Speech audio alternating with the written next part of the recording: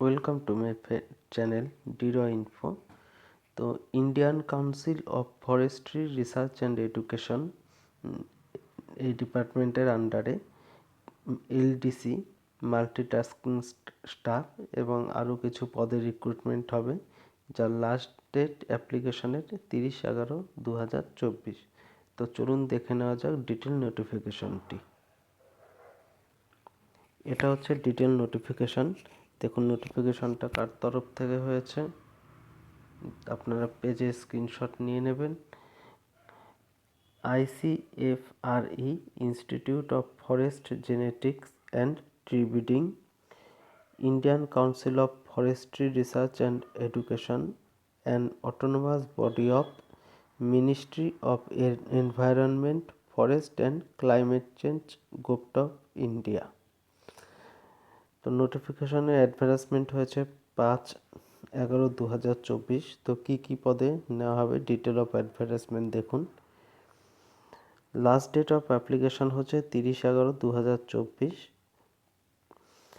Name of post multitasking staff MTS, pay scale in 7 CPC pay matrix, মানে 7 pay কমিশনের level 1 basic pay 18,000 এবং এর সাথে অন্যান্য যেসব অ্যালাউন্স থাকে সেগুলো পাওয়া যাবে। নাম্বার অফ পোস্ট 8টি, তার মধ্যে unreserved 5, SC 2, ST 1। Educational qualification 10th pass certificate, মাধ্যমিক পাস। এজ লিমিট 18 থেকে 27 বছরের মধ্যে। 30/11/2024 হিসাবে 18 থেকে 27 বছরের মধ্যে। এরপরেই আছে lower division clerk LDC, pay scale হচ্ছে লেভেল 2, বেসিক পে 19,900 এবং অন্যান্য অ্যালাউন্স আছে। এর নাম্বার অফ পোস্ট 1, ক্যাটাগরি এটা হচ্ছে আনরিজার্ভড 1। এর কোয়ালিফিকেশন লাগবে 12th class certificate from recognized board, উচ্চ মাধ্যমিক পাস। এর এজ লিমিট একই 18 থেকে 27। তারপরে আছে টেকনিশিয়ান TE ফিল্ড এবং ল্যাব। তো এর পে হচ্ছে লেভেল 3, বেসিক পে 21,700 প্লাস অন্যান্য অ্যালাউন্স। নং অফ পোস্ট হচ্ছে 3। এই 3টার মধ্যে আনরিজার্ভড একটা আছে আর EWS 2টো। এটার কোয়ালিফিকেশান লাগবে 10+2 in science with 60% marks in aggregate or equivalent from a recognized board. উচ্চ মাধ্যমিকে সায়েন্স ব্যাকগ্রাউন্ডে 60% মার্কস লাগবে। এটার বয়স হচ্ছে 18 থেকে 30 বছরের মধ্যে। তারপরে পোস্ট আছে টেকনিক্যাল অ্যাসিস্ট্যান্ট TA ফিল্ড অথবা ল্যাব, যার পে লেভেল হচ্ছে 5, বেসিক পে 29,200 প্লাস অন্যান্য অ্যালাউন্স যা থাকে তাই থাকবে। এটার পোস্ট হচ্ছে 4টি, ক্যাটাগরি আনরিজার্ভড 1, EWS 2, SC 1। এর এডুকেশনাল কোয়ালিফিকেশন লাগবে bachelor degree in science in the relevant field, specialization from a recognized university. সায়েন্সে ব্যাচেলর ডিগ্রি লাগবে। এর বয়স লাগবে 21 থেকে 30 বছরের মধ্যে। তো এই হচ্ছে এই কয়েকটি পোস্ট। আচ্ছা, আমি যখন পেজগুলো স্ক্রল করব আপনারা একটু স্ক্রিনশট নিয়ে নেবেন, কারণ অনেক বড় 38টা পেজের নোটিফিকেশান, এত বড় ভিডিও করা সম্ভব না। স্ক্রিনশট নিয়ে নিলে আপনারা আপনাদের সুবিধা মতো দেখে নিতে পারবেন, কিভাবে আর ডিটেলটা দেখে নিতে পারবেন। আমি শুধু মেন জিনিসগুলো বলে দিচ্ছি। আচ্ছা, এবার দেখুন আরেকটা দিয়েছে এডুকেশনাল কোয়ালিফিকেশানস মাল্টিটাস্কিং স্টাফ, যার 8টা পোস্ট আছে। এসেনশিয়াল হচ্ছে 10th standard pass certificate from recognized board, আর ডিজায়ারেবল হচ্ছে 3 years or more experience in relevant trade, মানে মাধ্যমিক পাস সার্টিফিকেট এবং আর এটা এসেনশিয়াল আর ডিজায়ারেবল 3 বছরের এক্সপিরিয়েন্স, কিন্তু এক্সপিরিয়েন্সটা এসেনশিয়াল না। লোয়ার ডিভিশন ক্লার্কের ক্ষেত্রে এডুকেশন একটি post 12 pass certificate education qualification উচ্চ মাধ্যমিক পাস, আর লাগবে typing speed of 30 words per minute in English অথবা 25 words per minute in Hindi on manual typewriter or manual টাইপরাইটারে 30 words per minute in English অথবা 25 words per minute in Hindi, এটা হচ্ছে manual টাইপরাইটারে, অথবা typing speed 35 words per minute in English আর 30 words per minute in Hindi কম্পিউটারে। এই দুটোর মধ্যে যে কোনো একটি। ম্যানুয়াল টাইপরাইটারে হলে পরে 30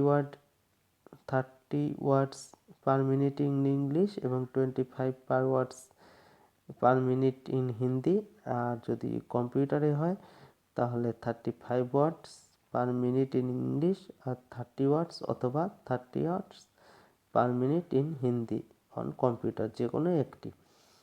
আচ্ছা, এরপর technician field lab 10+2 science with 60% marks aggregate, technician assistant bachelor degree in science in the following field specialisation or equivalent from a recognized university, যেমন agriculture, biotechnology, botany, forestry, zoology.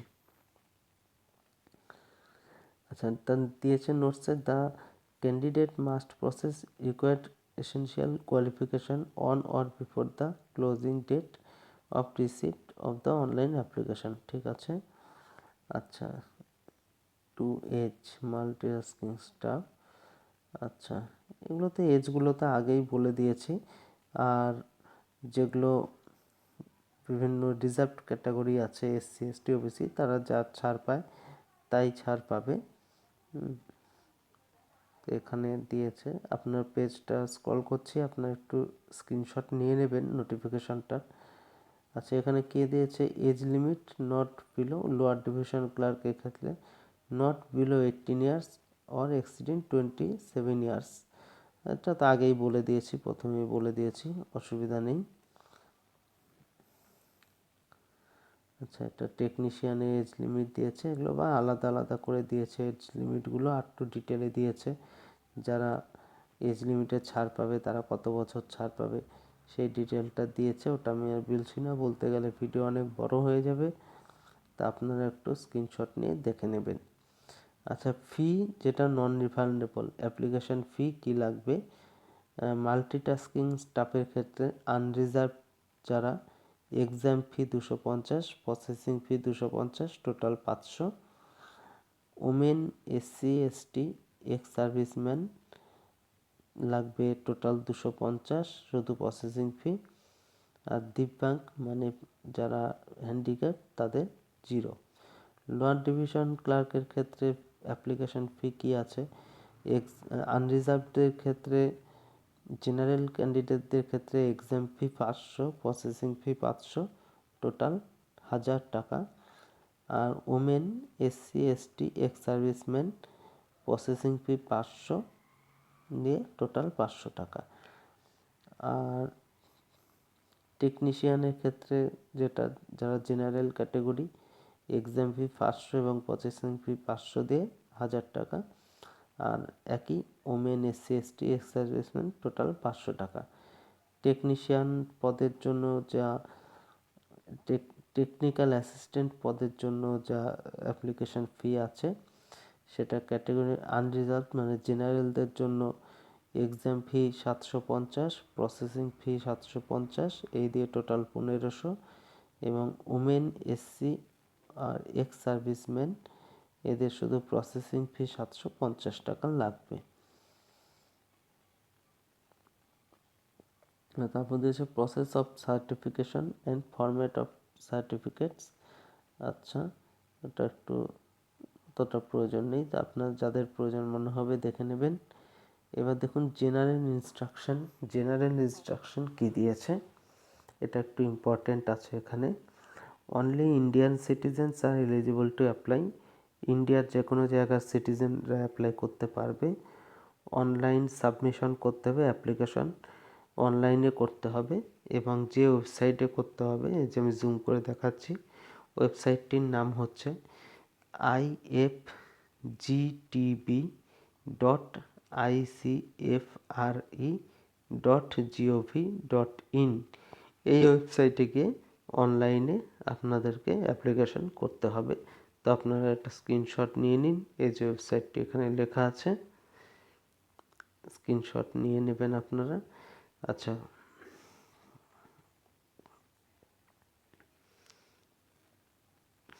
একটা কি বলছে, candidate who wishes to apply for more than one post must apply separately for each post using the same user credential.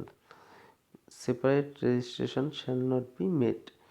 মানে একজন একাধিক পোস্টের জন্য apply করতে পারে, তার জন্য আপনার একবারই ইউজার আইডি রেজিস্ট্রেশন করতে হবে এবং আলাদা আলাদা পোস্টের জন্য আলাদা আলাদা ওই একই আইডি থেকে আলাদা আলাদা অ্যাপ্লিকেশন করতে হবে।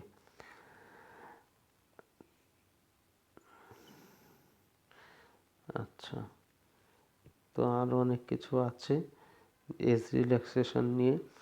আচ্ছা, in the event of any information being found false, আচ্ছা দরকার নেই, no request for withdrawal of candidature after finally submission the application will be entertained. Admit card will be available on the website before 10 days from the date of written examination. Can be downloaded by the candidate before the date of examination.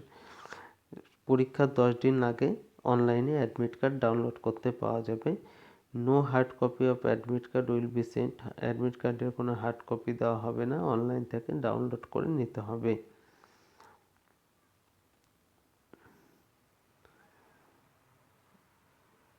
আচ্ছা, আর যদি employees of central state gov বা PSU autonomous body applying for the above post should upload no objection certificate. কেউ যদি already employee থাকেন state gov, central government বা PSU, তাহলে তাদের সেখান থেকে নো অবজেকশন সার্টিফিকেট দিতে হবে। তো কী বলেছে, no request with respect to the change in any data submitted by the candidate in the online application form will be entertain once is finally submitted. Final submit করার পরে কোনো রকম correction আপনার অ্যাপ্লিকেশন ফর্মে করতে পারবেন না।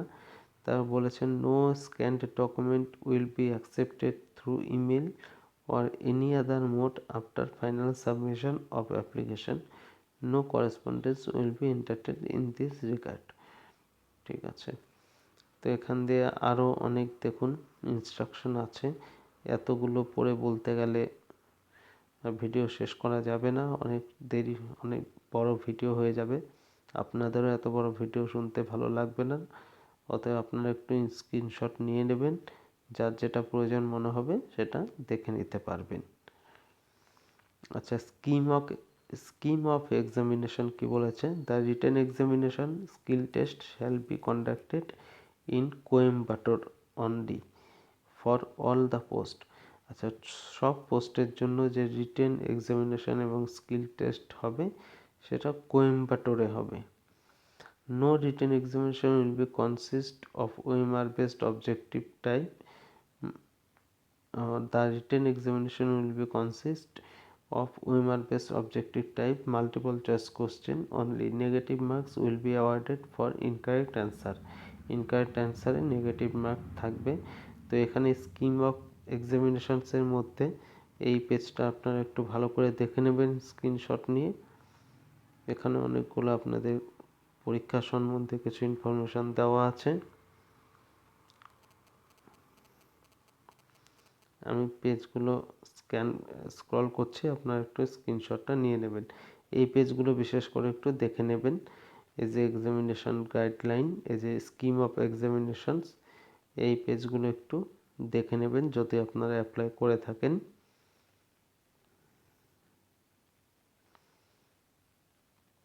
আচ্ছা, কি বলেছে, in addition to the admit card it is mandatory to carry the at least one passport size recent color photograph, original valid ID proof having the date of birth as printed on the admit card. Admit কার্ডের পরীক্ষার হলে admit কার্ডের সাথে original valid ID proof রাখতে হবে এবং একটি recent passport size colour photograph রাখতে হবে, নিয়ে যেতে হবে, এবং যে আইডি প্রুফে ডেট অফ বার্থ থাকে এবং ডেট অফ বার্থটি অ্যাডমিট কার্ডের সাথে ম্যাচ হয়। আচ্ছা, কি কি সেই ডকুমেন্টের মধ্যে কি কি আছে, ধরুন যেমন আধার কার্ড বা print out of Aadhaar, voter ID card, driving licence, PAN card, passport, ID card issued by university, college, school, employee ID card, govt, PSU, ex serviceman discharge book issued by ministry of defence, any other photo bearing valid ID card issued by the central or state government। আচ্ছা, এই ডকুমেন্টগুলো নিয়ে যেতে পারেন। আবার কি বলেছে ওটা নোট দিয়ে, if photo identity card does not have the date of birth printed on it then the candidate must carry an additional original document. আচ্ছা, যদি আপনার এইসব ডকুমেন্টের মধ্যে ডেট অফ বার্থ প্রিন্টেড না থাকে তাহলে তার সাথে ডেট অফ বার্থের জন্য আপনার মাধ্যমিকের সার্টিফিকেট, মার্কশিট এগুলো নিয়ে যেতে পারেন, যেগুলোর মধ্যে ডেট অফ বার্থ থাকবে।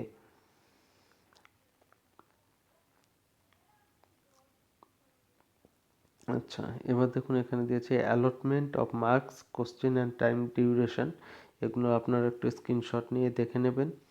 আমি পেজগুলো স্ক্রল করছি।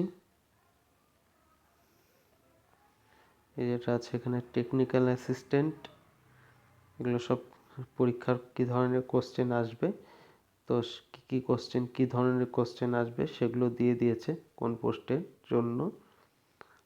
তো পেজগুলো স্ক্রল করছি, আপনারা একটু স্ক্রিনশট নিয়ে নেবেন।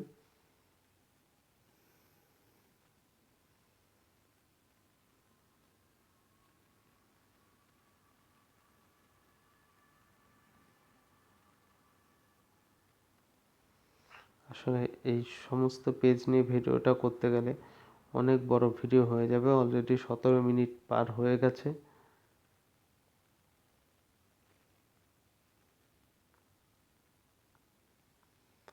আপনারা একটু সময় করে শুধু আপনাদের প্রয়োজনীয় জিনিসগুলো একটু দেখে নেবেন, যার যেটা অ্যাপ্লিকেবল হবে সেটা একটু দেখে নেবেন। সিলেবাস দেওয়া আছে, বিভিন্ন পোস্টের জন্য পরীক্ষা যে হবে তার সিলেবাসও দেওয়া আছে এর মধ্যে।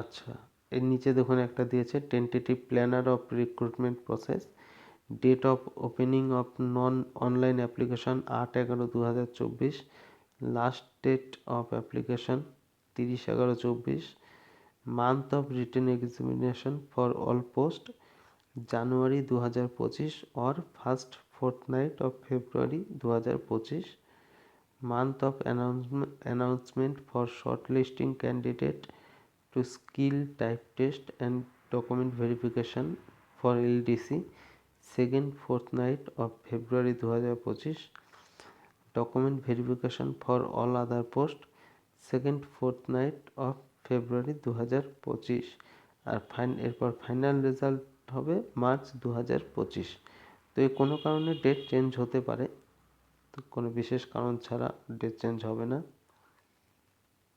এখানে কিছু ফর্মের ফরম্যাট দিয়েছে যেগুলো আপনারা স্ক্রিনশট নিয়ে প্রিন্ট নিয়ে নেবেন, দেখে নেবেন।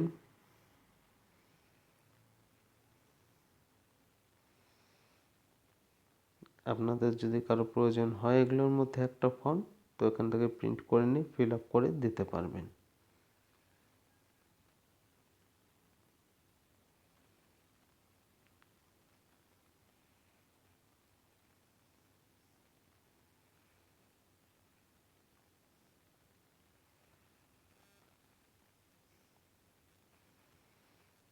তো এই গেল পুরোটা। তো ভিডিওটা এখানেই শেষ করছি। আরও এই ধরনের অন্যান্য ইনফরমেটিভ ভিডিও পাওয়ার জন্য আমার চ্যানেলটি সাবস্ক্রাইব করে রাখবেন এবং একটু লাইক, শেয়ার, কমেন্ট করে দেবেন তাহলে আমি আপনাদের আরও ভালো ভালো ভিডিও দেওয়ার জন্য ইনফ্লুয়েন্স পাবো। ধন্যবাদ।